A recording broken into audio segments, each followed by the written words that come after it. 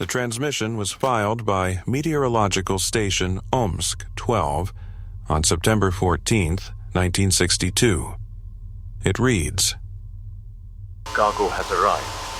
Repeat, cargo has arrived. Coordinates match the projection. Awaiting instructions.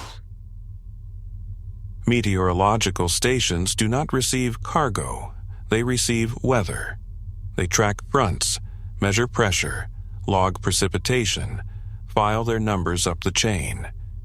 They use the language of atmospherics, isobars and dew points and wind shear. They do not use the language of freight logistics. They do not await instructions for things that have arrived at predicted coordinates. They do not, under any normal circumstance, know in advance that something is coming. This transmission has a response. It was sent 11 minutes later from a relay station whose designation I cannot find in any standard Soviet meteorological registry. Cargo confirmed. Proceed to sampling protocol. Do not log in standard registry. There are 4 more transmissions in the exchange that followed.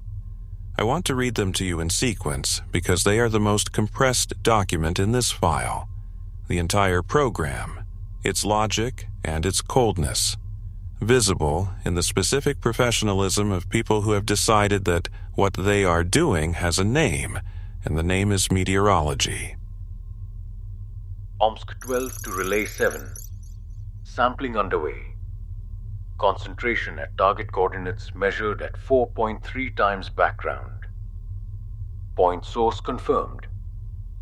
Duration of elevated reading. Ongoing at time of this transmission. Over. Relay 7 to Omsk 12. Confirmed. Log concentration figures to internal registry only. Civilian instruments in the region. Have they detected? Over. Omsk 12 to Relay 7. Negative. Civilian instrumentation does not have the sensitivity for point source detection at this concentration level. Regional background readings will show within normal parameters. Over. Relay 7 to Omsk 12. Confirmed. Sampling protocol complete when concentration returns to within 2 times background. File internal report when complete. Maintain standard meteorological logging in public registry throughout. Over. Omsk 12 to Relay 7. Understood. Estimated time to protocol completion. 48 to 72 hours. Over. Maintain standard meteorological logging in public registry throughout.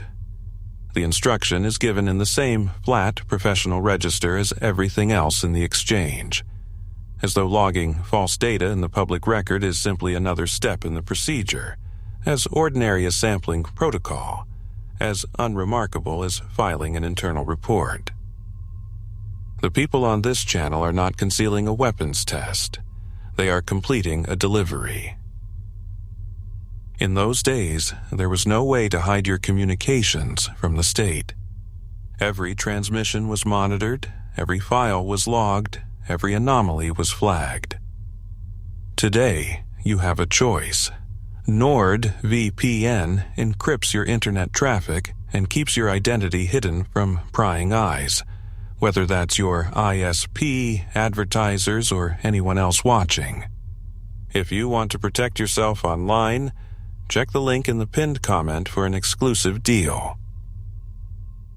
The station chief filed an alert with the Academy of Sciences. The Academy forwarded it to a division I cannot find in any published organizational chart for the period. The division responded within 48 hours, faster than Soviet institutional machinery moved under any normal circumstance, classifying the anomalous readings as instrument artifacts and closing the public record. I was pulling environmental contamination data for the West Siberian region in the 1960s. routine work for an administrative inquiry, the kind of cross-referencing that fills an archivist's ordinary weeks. Wind appeared as a flag in the ecological registry, a cross-reference notation attached to a soil contamination record that should not have had a classified program attached to it. I pulled the flag. The flag led here. I want to be clear that I had no personal reason to open this file. No family connection, no prior encounter, no photograph in a shoebox or name in a personnel list. I opened it because it was flagged, and I am an archivist, and flagged records are what archivists open. What I found inside is someone else's personal connection to this story. I will tell you whose. And when I reach it, I think you will understand why I am telling it as carefully as I am. The WIND program was established in 1960 under the joint authority of the State Committee for Hydrometeorology and a division of the Ministry of Medium Machine Building, the Soviet bureaucratic designation for the nuclear weapons complex. The name itself is a compression. Vetrovoy Chemodany, wind cargo. The founding documents describe its objective in language so compressed it functions almost as code. Study of radiological transport via atmospheric convection systems, with attention to concentrating mechanisms and predictive delivery modeling. I want to translate that into plain language, because the plain language is more disturbing than the technical version, and I think it deserves to be said plainly. The program was studying whether a storm could carry radiation the way a truck carries freight. Not scatter it, carry it. Concentrate it during transport. Deliver it to a predicted location. A storm as a weapon with a radiological payload. The scientific premise is not absurd. Atmospheric systems do transport particulate matter over long distances. Radioactive particles are particulate matter. The question the program was asking, and the question that separates it from ordinary atmospheric physics, is whether this transport could be made directional, predictable, and concentrated rather than dispersed. Whether a storm could be made to hold its radiological content in a coherent mass, rather than spreading it across hundreds of kilometers of atmosphere the way storms normally spread everything they carry. The answer, according to 4 years of program documentation, was yes. Under specific atmospheric conditions, a storm system could be seeded and shaped to produce a concentrating rather than dispersing effect on radiological particles entrained in its circulation. The storm would carry its cargo intact. It would deliver it where the atmospheric modeling predicted. It would put the radiation down at the target coordinates and move on, leaving a point source of contamination rather than a diffuse regional elevation, a needle rather than a blanket, for anyone equipped to detect it. The meteorologist who understood this first was a man named Konstantin Danchenko, 37 years old, stationed at Omsk, 12 from the program's beginning. He was not a physicist. He was a working meteorologist recruited for his expertise in Siberian weather systems, the specific knowledge of how storms form and move in the West Siberian lowlands that you can only build through years of watching the actual sky rather than modeling it. His working journal from the program's first 2 years is in the file. It is the journal of a man who started as a technical observer and became, by the end of his 2nd year, something he had not anticipated becoming. His entry from June 4th, 1961, 1 year into the program, reads, Danchenko's journal entry from September 1962 begins with a detailed observation. I have been tracking Storm System 7 for 6 days. I want to document its behavior in detail, because the behavior is not consistent with any West Siberian storm pattern I have observed in 15 years of fieldwork in this region. A normal storm system at this time of year, at this latitude, with this pressure gradient, would have moved northeast and dissipated over the Ob lowlands within 4 days. System 7 is not dissipating. It is not moving northeast. It is holding position over a 60-kilometer corridor between our station and the Tobolsk secondary station, maintaining its integrity at an energy level that the standard meteorological models say should have dropped below storm threshold 2 days ago. I have been filing my observations through the standard registry, and I have been receiving corrections from the program's modeling team. Each time I log the storm's actual position, the correction adjusts my log to match the model prediction rather than my observation. I understand that atmospheric models are sometimes more accurate than field observation. I do not understand why my observation is being corrected to match the model when the model is predicting behavior that is not occurring. I am writing this in my personal journal rather than the program log, because I have started to believe that the model is not describing the storm. The model is directing it. The model is not describing the storm. The model is directing it. He had been a meteorologist for 15 years, and he recognized, over 6 days of watching a storm that would not do what weather does, that what he was watching was not weather. It was navigation. The program's response to Storm System 7's behavior is documented in the technical record as a successful intermediate test. The storm maintained coherence for 11 days. It moved along a predicted track. It arrived at the designated coordinates on the designated date. And when it arrived, when the cargo arrived, in the language that the Omsk 12 transmission would use the following year, the radiological measurements taken at those coordinates showed a point source concentration consistent with a directed deposit rather than atmospheric fallout. The storm had carried it there and put it down. Danchenko's journal from the second year of the program shows a man who has understood what he is part of and is deciding what to do with that understanding. His entry from November 3rd, 1962, 2 months after the transmission I read at the opening of this file, is the longest entry in the journal. The meteorological model used by the wind-change program to predict storm behavior was, by all internal assessments, accurate. It predicted the trajectory of seeded storm systems to within acceptable tolerances. It predicted arrival times at target coordinates to within a few hours. It predicted radiological concentration at delivery points within a factor that the program's physicist considered acceptable for operational use. There is one thing the model predicted that the program's internal documentation carefully avoids discussing directly. The model predicted the storm's behavior after delivery, the dispersion of the residual system, the decay of the radiological concentration at the target point, the return of the affected area to background levels.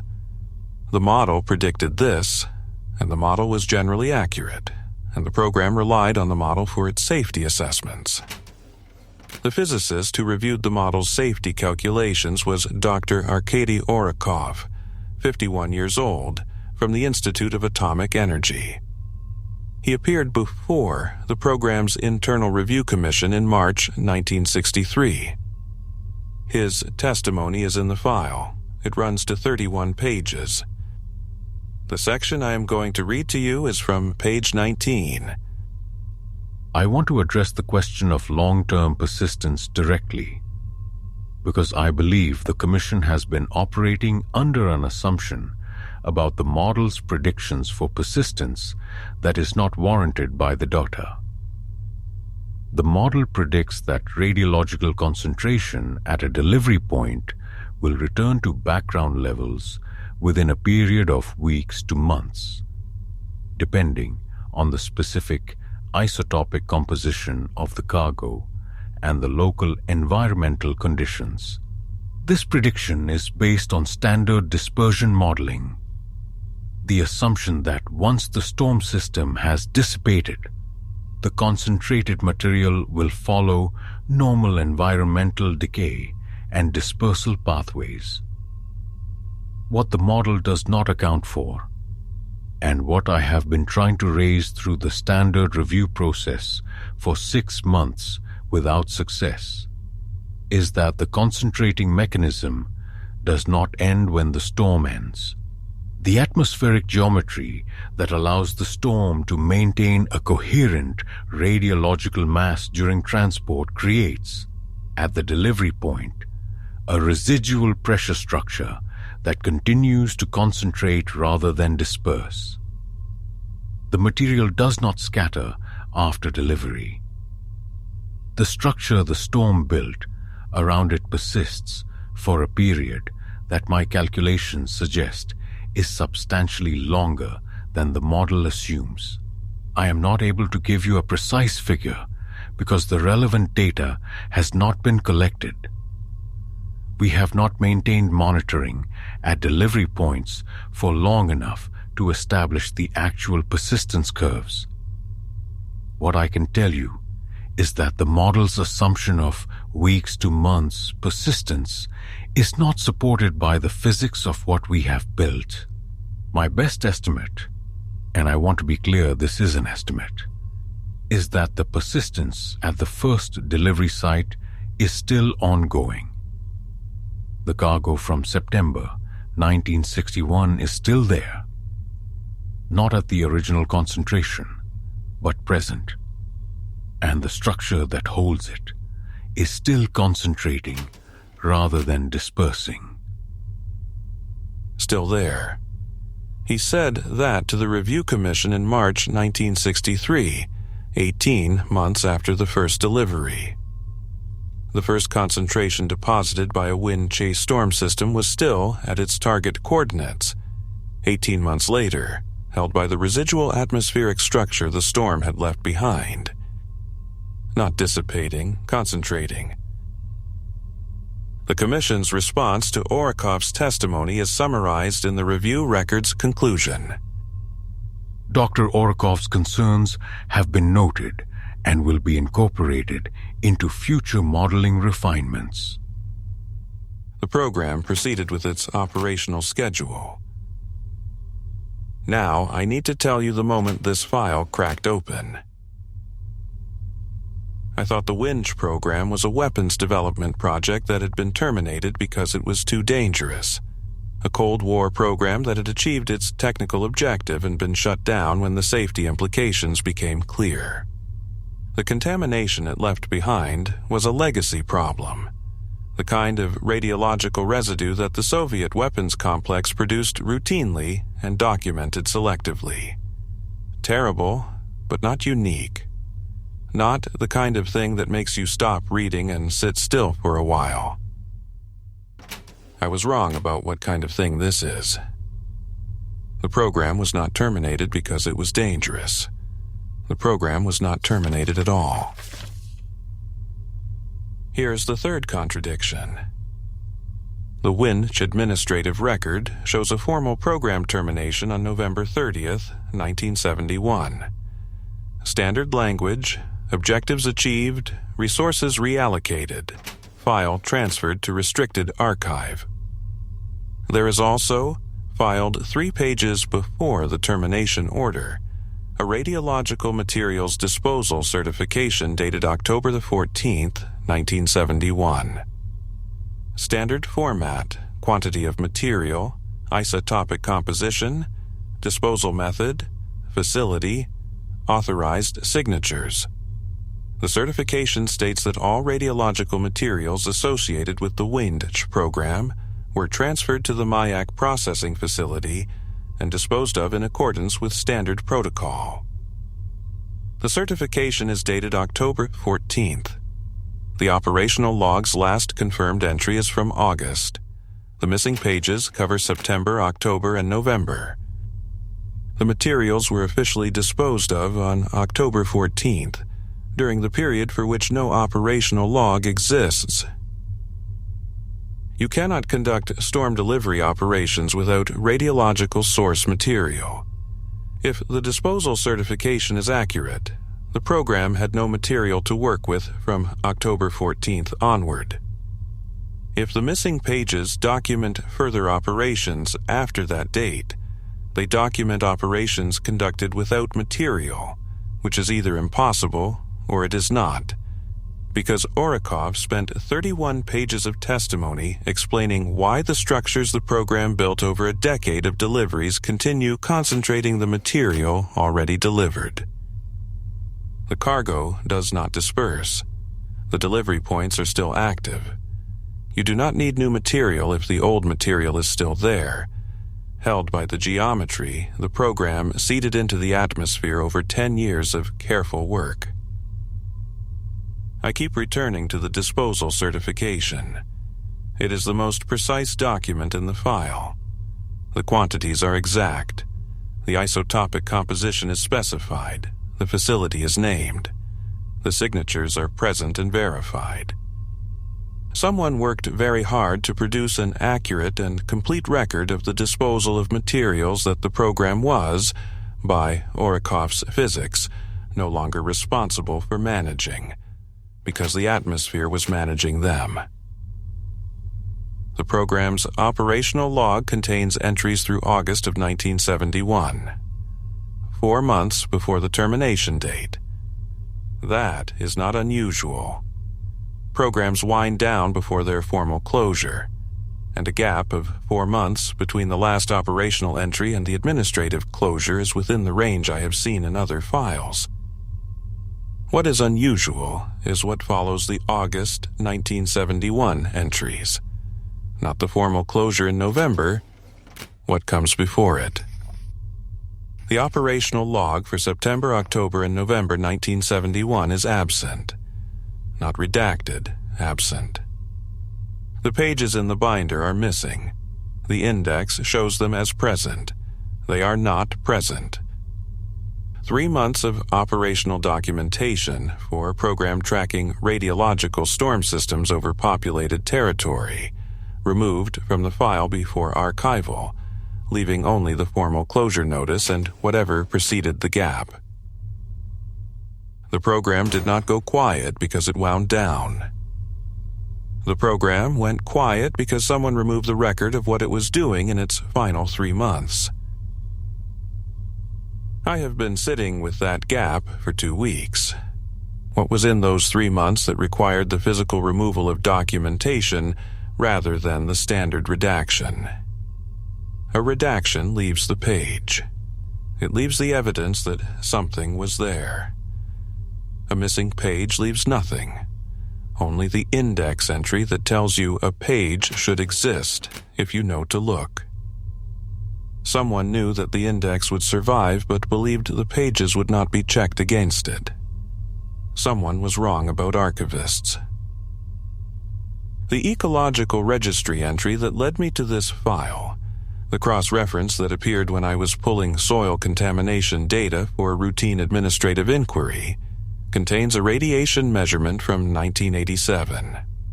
A ground survey, conducted by a regional environmental inspector as part of a standard land use assessment. The coordinates, 43 kilometers northwest of Tobolsk, West Siberia. The reading, elevated radiation, documented as within the range of natural background variation, flagged as requiring no action. The program's internal delivery map, one of the documents in the file, marks a target delivery point at 43 kilometers northwest of Tobolsk. The first delivery to that point was in September 1961. The second was in 1964. The third, based on the program's documented cycle, would have been in 1968. The pattern suggests a fourth delivery in 1974, which falls in the period after the operational record goes silent. 26 years after the first delivery, a regional environmental inspector found elevated radiation at those coordinates and logged it as natural background variation. The inspector did not know what had been delivered there. The inspector did not have access to the WENDG program file. The inspector was doing routine work with the tools available and reached the conclusion the tools supported. The inspector's name is in the ecological registry entry, A.K. Danchenko. I looked it up in the WENDG personnel file, not hoping to find it. Just checking, the way an archivist checks, because the coincidence of a name in two connected records is the kind of thing you verify before you set it aside. Konstantin Danchenko, the meteorologist at Omsk 12, the man who wrote in his journal that the model was not describing the storm but directing it, had a daughter. Her name is listed in his personnel files dependents section, Anna Konstantinovna Danchenko, born 1958, residence at program commencement, Tobolsk region, West Siberia. She grew up in the Tobolsk region. She became an environmental inspector. In 1987, she conducted a routine land survey 43 kilometers northwest of the city she grew up near, found elevated radiation, and marked it as a natural background variation. Her father had spent years watching a program deliver radioactive storms to coordinates in the region where she would grow up. He had written in his journal that the model was not describing the weather. It was directing it. He had kept that journal in a program file that was eventually archived and classified and cross-referenced years later to a routine ecological survey conducted by his daughter, who had no idea what she had found. She found what her father found. She did not know she was looking for it. She did not know he had been looking at it from the other direction for 11 years. I have spent 3 days trying to determine what Anna Konstantinovna Danchenko knew when she filed her 1987 report. The Ecological Registry contains 3 more surveys under her name, all from the Tobolsk region, all from the period between 1984 and 1991. None of the other surveys show elevated readings. None of them are flagged in the registry. The 1987 survey is the only one that intersects with a WENDG delivery coordinate. She walked over her father's work and measured it, and marked it as natural, and moved on. The report she filed is 4 pages. The elevated reading appears on page 2, described in 2 sentences, logged with the notation that has been following it for 26 years. Within acceptable parameters, no action required. I keep thinking about what it would mean to tell her, what it would mean to place her 1987 report alongside her father's 1962 journal entry, alongside the delivery map, alongside Orekov's testimony about persistence, and say, "This is what you found, and this is what your father knew about what you found, and there is a record." It is not my role to do this. I am an archivist. The living relatives of program personnel are not my responsibility. The record is my responsibility. But the record contains her name and her father's name, and the same coordinates across 26 years of measurement. And I am the first person to have read those 2 names in the same file at the same time, and I do not know what a careful person does with that. I have been trying to determine if A.K. Danchenko is still alive. I have found an address in the regional civil registry. I have not contacted her. I am an archivist. It is not my role to contact the living relatives of program personnel about what their parents knew. It is my role to read the files and document what they contain. What they contain is this: a program that built storms around radioactive cargo and delivered them to predicted coordinates. A physicist who told the Review Commission in 1963 that the cargo was still there and was not dispersing. A 3-month gap in the operational record before the program's formal closure that tells me the final deliveries were considered too sensitive to leave in even a classified file. A radiological reading in 1987, 26 years after the first delivery, at a coordinate that matches the program's delivery map.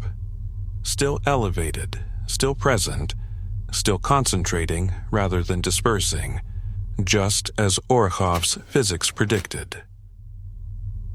And a woman in the Tobolsk region who does not know that the reading she marked as natural background variation in 1987 is the most recent data point in a program her father spent his career trying to understand. The program's cycle, based on the delivery dates in the operational record, produces the following sequence: 1961, 1964, 1968, 1974, 1981, 1987. The 1987 elevated reading appears to be a measurement of the residual from one of those deliveries.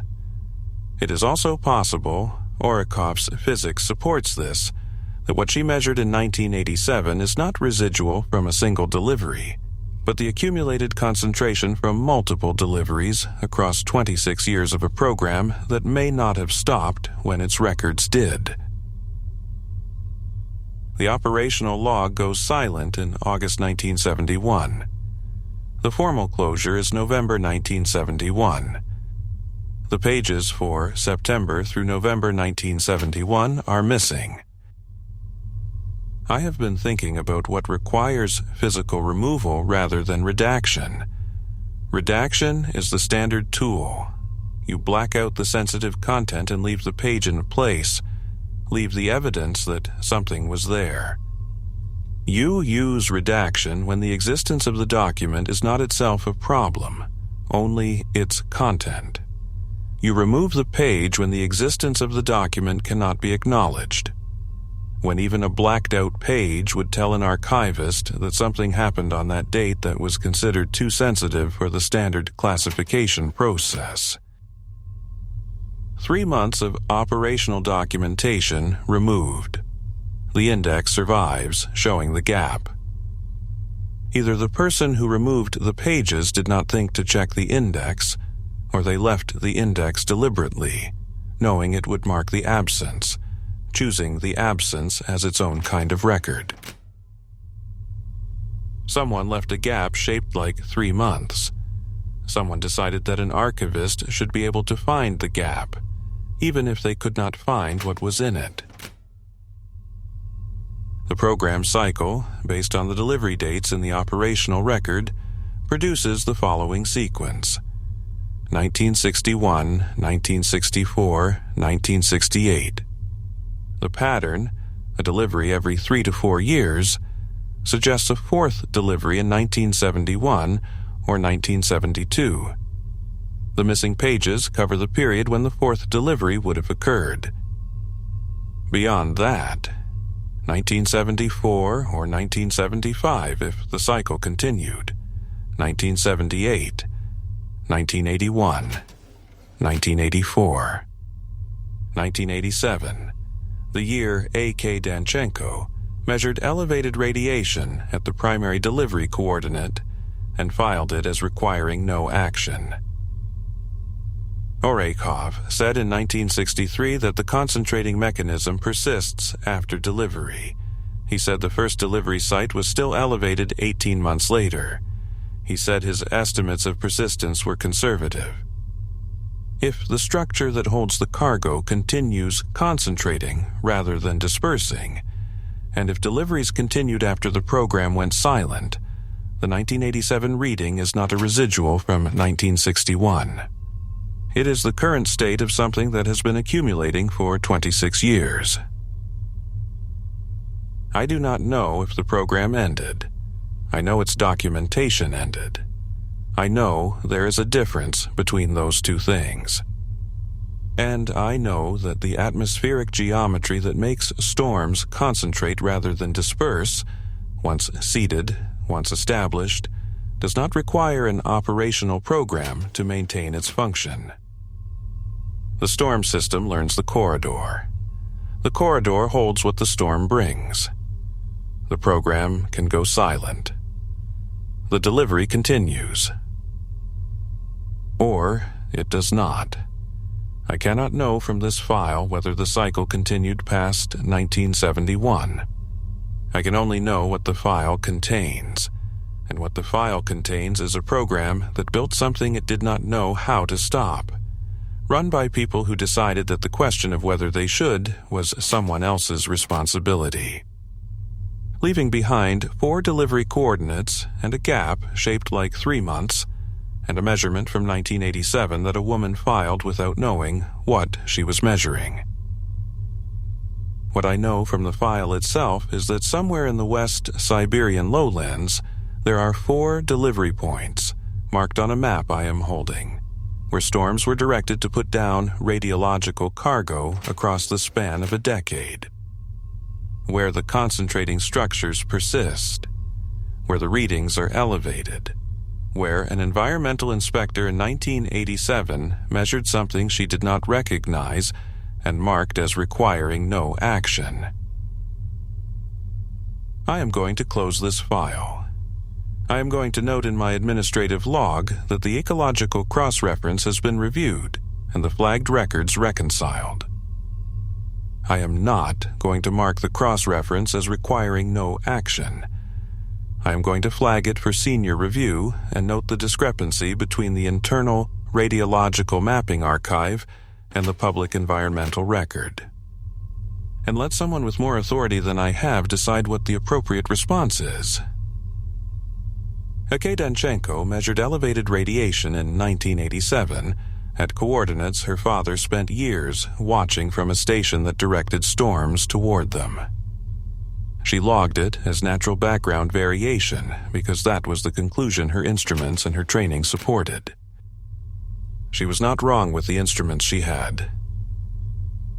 She was working without her father's file. End of file.